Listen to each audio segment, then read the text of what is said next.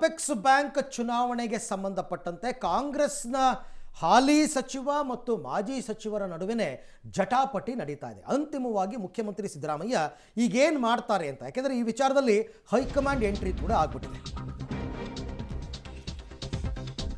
So apex bank ಚುನಾವಣೆ ವಿಚಾರಕ್ಕೆ ಜಟಾಪಟಿ ಯಾರ ನಡುವೆ?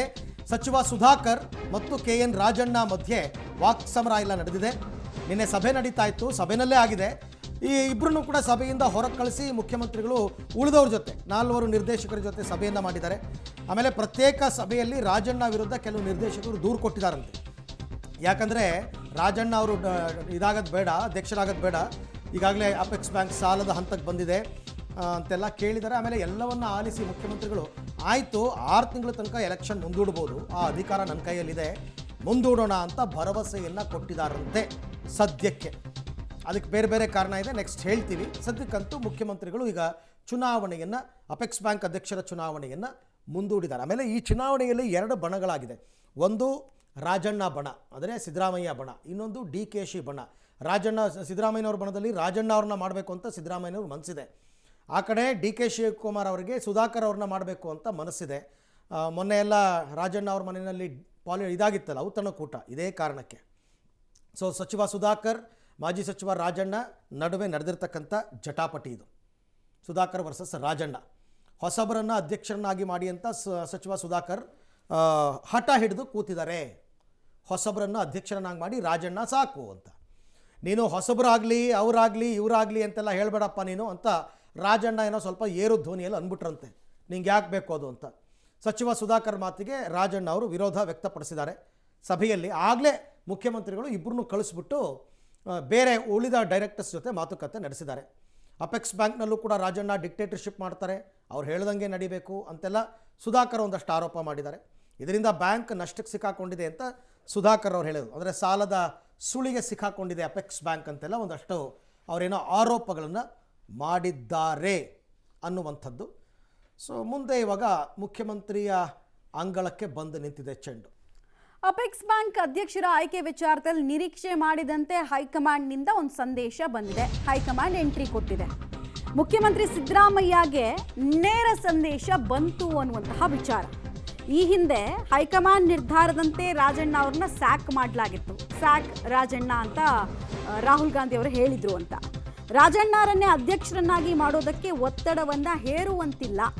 ಕಾಂಗ್ರೆಸ್ ಬೆಂಬಲಿತ ನಿರ್ದೇಶಕರಿಗೆ ಒತ್ತಡವನ್ನ ಹೇರದಂತೆ ನೋಡಿಕೊಳ್ಳಿ ಅಂತ AICC ಸೂಚನೆಯನ್ನ ಸಿದ್ದರಾಮಯ್ಯ ಅವರು ಕೊಟ್ಟಿದೆ. ಹೀಗಾಗಿ ಯಾವುದೇ ಡಿಸಿಷನ್ಗೆ ಸಿದ್ದರಾಮಯ್ಯ ಅವರು ಬರೋದಕ್ಕೆ ಆಗ್ತಾ ಇಲ್ಲ ಅಂತ. ಅಪೆಕ್ಸ್ ಬ್ಯಾಂಕ್ ಚುನಾವಣೆ ಮುಂದೂಡಿಕೆ ಮಾಡೋದು ಅನಿವಾರ್ಯ ಅನ್ನೋದರ ನಿರ್ಧಾರಕ್ಕೂ ಕೂಡ CM ಬಂದಿದ್ದಾರೆ. ಒಂದು 6 ತಿಂಗಳು ಮುಂದಕ್ಕೆ ಹಾಕ್ಬಿಡೋಣ, ಕಾನೂನು ಪ್ರಕಾರ ಅವಕಾಶ ಇದೆ ಅನ್ನೋದು ಅವ್ರ ಲೆಕ್ಕಾಚಾರ.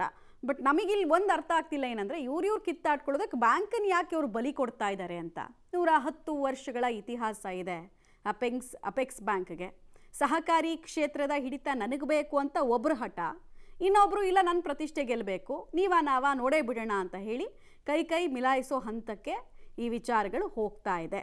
ಒಳಗಿಂದೊಳಗೆ DK ಶಿವಕುಮಾರ್ ಅವರ ಸಂಬಂಧಿ ರವಿ ಅವರು ಕೂಡ ಅವರನ್ನು ಮಾಡಬೇಕು ಅಂತ ಹೇಳ್ಕೊಂಡು ಪ್ರಯತ್ನಗಳಾಗ್ತಾ ಇದೆ.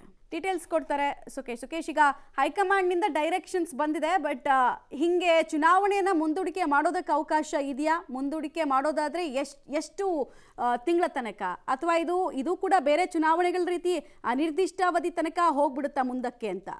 ಹಾಗೆ ನೋಡೋಕೆ ಹೋದರೆ ಅಲ್ಲಿನ ಅಂದರೆ ಸಹಕಾರಿ ಆ್ಯಕ್ಟ್ ಅಡಿ ಕಡೆ ಆ್ಯಕ್ಟ್ 121 ಪ್ರಕಾರ ಸರ್ಕಾರಕ್ಕೆ ಇದನ್ನು ಮುಂದೂಡೋಕ್ಕೆ ಅವಕಾಶ ಇರುತ್ತೆ. ಒಬ್ಬ ಅಡ್ಮಿನಿಸ್ಟ್ರೇಟರ್ನ ಹಾಕ್ತಾರೆ, ಅದು ಮುಂದುವರಿಯುತ್ತೆ. ಆದರೆ ಎಷ್ಟು ದಿನಾಂಕ ಅನ್ನೋದು ನಿಗದಿಪಡಿಸದೇ ಇದ್ದರೆ ಅದು 7 ದಿನಗಳಿಗೆ ಅವಧಿ ಸೀಮಿತವಾಗುತ್ತೆ. ಆದರೆ ಸರ್ಕಾರಕ್ಕೆ ಅಧಿಕೃತವಾಗಿ 6 ತಿಂಗಳವರೆಗೆ ಮಾಡಲಿಕ್ಕೆ ಅವಕಾಶ ಕೂಡ ಇರೋದ್ರಿಂದ ಹೀಗೆ 6 ತಿಂಗಳ ಅವಧಿಗೆ ಚುನಾವಣೆಯನ್ನು ಮುಂದೂಡುವ ಆದೇಶವನ್ನು ಏನಾದರೂ ಸರ್ಕಾರ ಮಾಡಿದ್ರೆ ಸಹಜವಾಗಿ ಈ ಬಾರಿಯ ಅಪೆಕ್ಸ್ ಬ್ಯಾಂಕ್ನ ಚುನಾವಣೆ ಮುಂದಕ್ಕೆ, ಅಧ್ಯಕ್ಷರ ಆಯ್ಕೆಯ ಚುನಾವಣೆ ಮುಂದಕ್ಕೆ ಹೋಗುವಂಥ ಸಾಧ್ಯತೆಗಳು ಹೆಚ್ಚಿದೆ. ನಿನ್ನೆ ಬಹುತೇಕ ಒಂದು ತೀರ್ಮಾನಕ್ಕೆ ಮುಖ್ಯಮಂತ್ರಿಗಳು ಬಂದಂತಿದೆ. ಎಲ್ಲ ನಿರ್ದೇಶಕರ ಜೊತೆ ಮಾತುಕತೆ ನಡೆಸಿದಂತಾರೆ. ಯಾಕಂದರೆ 18 ಸದಸ್ಯ ಬಲ ಇರುತ್ತೆ, ಅದರಲ್ಲಿ 2 BJP, 1 JDS, 15 ಕಾಂಗ್ರೆಸ್ನ ಸದಸ್ಯರುಗಳಿದ್ದಂತೆ ಕಾಣಿಸ್ತಾ ಇದೆ.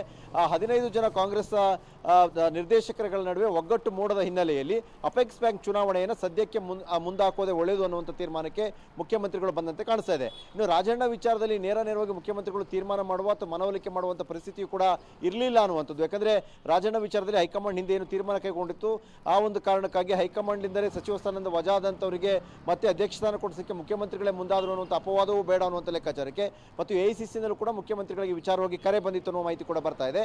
ಈ ಎಲ್ಲ ಕಾರಣಗಳನ್ನ ಮುಂದಿಟ್ಟುಕೊಂಡು ಸದ್ಯಕ್ಕೆ ಒಂದಷ್ಟು ಚುನಾವಣೆ ಮುಂದಕ್ಕೆ ಹೋಗಲಿ ಅನ್ನುವಂಥ ರೀತಿಯಲ್ಲಿ ಒಂದು ತೀರ್ಮಾನವನ್ನು ಕೈಗೊಂಡಂತೆ ಕಾಣಿಸ್ತಾ ಇದೆ. ಮಮತಾ.